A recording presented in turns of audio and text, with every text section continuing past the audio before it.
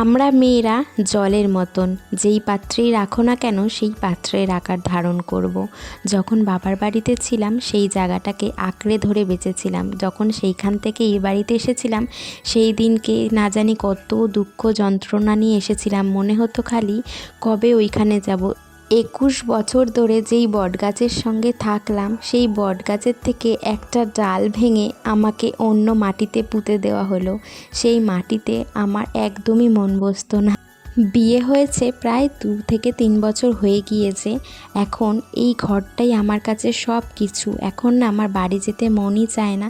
আর ওই যে ফটোতে যাকে দেখলে সেটা হচ্ছে আমার মনের মানুষ। বাবা মায়ের পরে সেই হচ্ছে আমার একমাত্র অবলম্বন, যার কাছে আমি সুখ দুঃখ সব কিছু শেয়ার করতে পারি।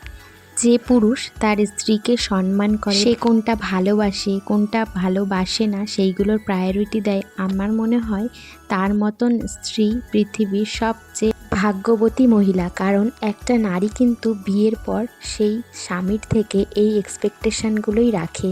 তার কাছে হিরে গহনা মণি মাণিক্য জহরত এইগুলোর কোনোটাই কিন্তু প্রায়োরিটি দেয় না। বিয়ে হয়ে যখন প্রথম এই বাড়িতে এসেছিলাম তখন আমার হাজব্যান্ড আমাকে বলেছিল, এই বাড়ির দায়িত্ব কিন্তু এবার তোমার হাতে, তুমি তোমার সংসারটাকে মনের মতন করে গুছিয়ে নাও।